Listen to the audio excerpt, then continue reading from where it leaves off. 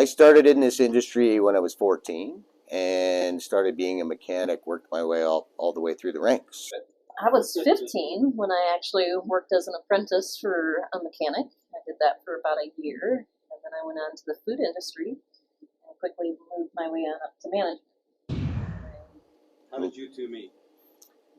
She was making donuts, and I liked donuts at that point in time, so that's how it all started. I believe that sticking to the core values that we have, the processes that I've learned over the years, and making those happen every day. Once a week, once a day, once every few hours, you find yourself not producing on the processes that I put in place, reset, get it back on, and that's what we stuck to every morning, and that was the key to success. Every car gets an inspection.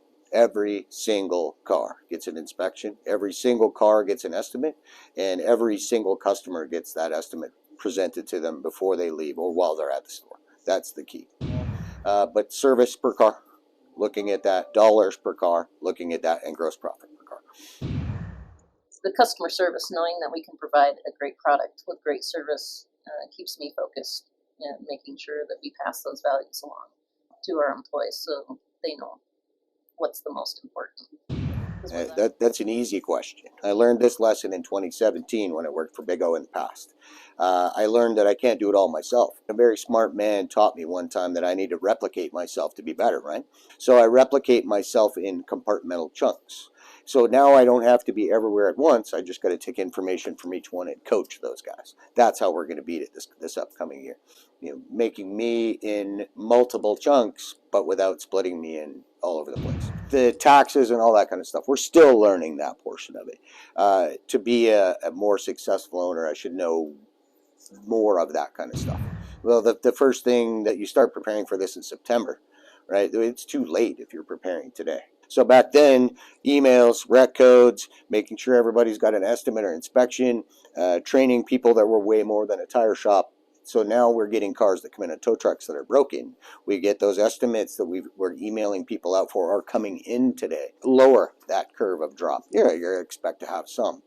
I'm also taking this as an opportunity to train and add some new employees. We did crazy amounts of training about this inspection process, and it's paid off. Well, we split it up. Terry's the mom, I'm the dad. And Sylvester, the store manager, is kind of the long-lost uncle. So we split it up and pick which person is going to talk to them. What do you think? Do you have something to add to that? And I think we're paying our people what they feel that they're worth as well. Mm-hmm. We definitely have to meet the times. They learn that it's more than just your $16 an hour paycheck. It's about future and the opportunities you're going to have. We treat our people like family. We call them family every day. And you see somebody with is having a bad day, he gets a hug. That's all there is to it. I'm not a hugger, but I hug. We try to accommodate our employees. That's part of being family. So if you have a doctor's appointment, you have your kids' game you got to get to or what have you, we try to work around that and let them have the opportunity. And in that's part of that family thing. It's almost as important as paying them enough. And our employees also seem to cover for each other if something comes up, and then they know that their coworker, their teammate, has conflict in their schedule or whatever. Then we switch days, and it's pretty much flexible for them. Task list: what I need to accomplish for the day. That's huge. What do I need to get done? What do I need to delegate somebody else to do that I'm not able to get done? I'm a numbers guy, so the first thing that happens is I look up Mike's email and I look and see where we are compared to the other stores. That gives me an idea of where we're not doing as well as I could, and I can get my team focused on where they should be looking. I do projections every single morning, and I add those two things together and prepare my mind on how to talk to my sales staff when I come in, as well as my mechanics, about how we need to progress this day. This is where we're falling off. This is where we should be putting our energies, and then we have a meeting with the guys when they come in and we talk about it every single morning. The first thing we do is keep it simple, right? So you don't want to try to overwhelm an employee with the whole KPI report. So I work in percentages instead of numbers. I will do a single technician, a single salesperson, and I take their percentage of outtake of what every KPI we're looking at, and I let them see what their percentage of output is. Here's where you stand. Where do you think you should be? All right, I ask that question, and then as he responds to me, then what do we think we should do going forward? And if we continue with the same low trend, then obviously we need to look at training or what have you. We're holding them accountable to what they're producing.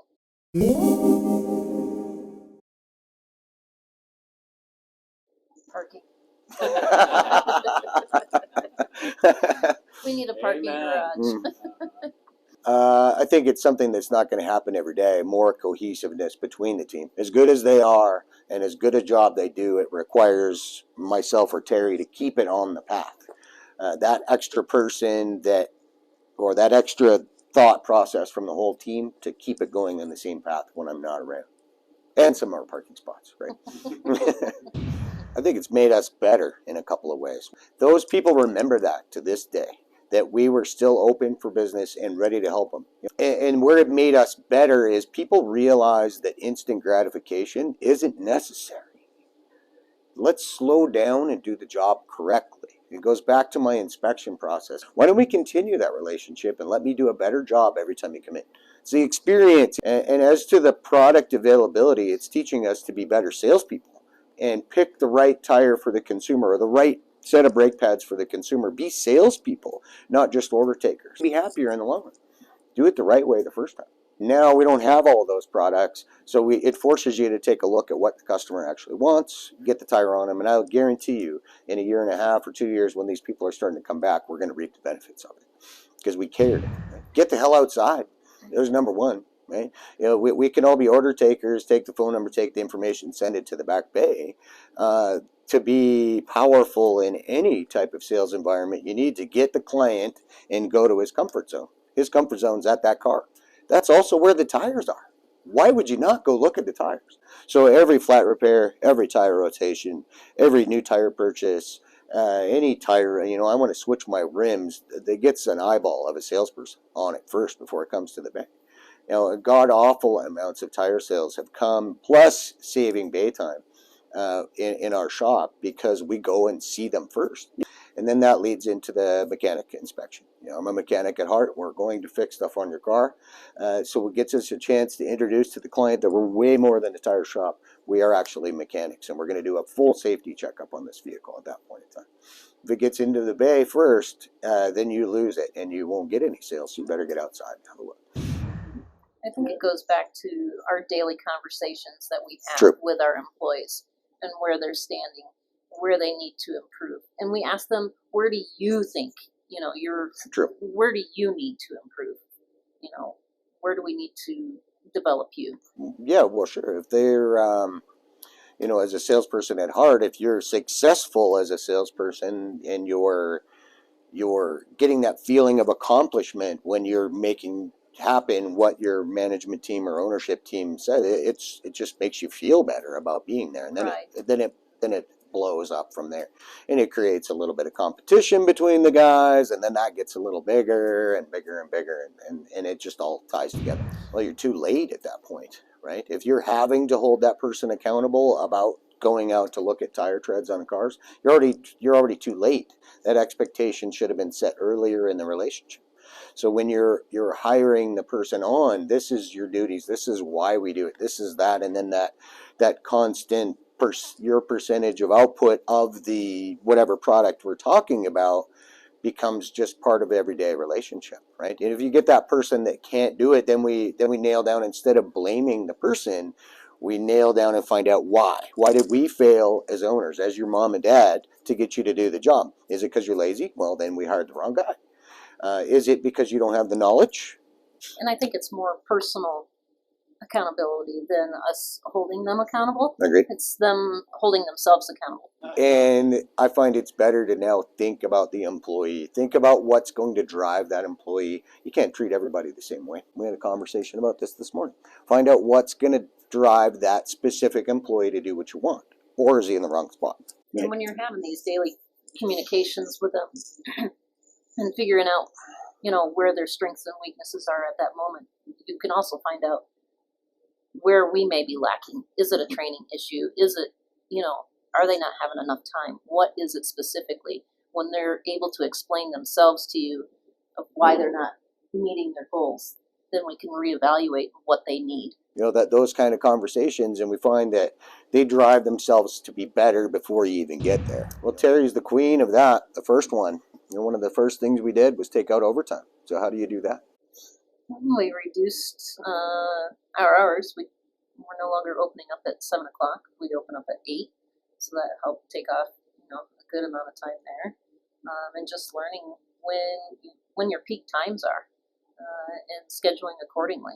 They cut tens of thousands of dollars compared to prior years, just that itself.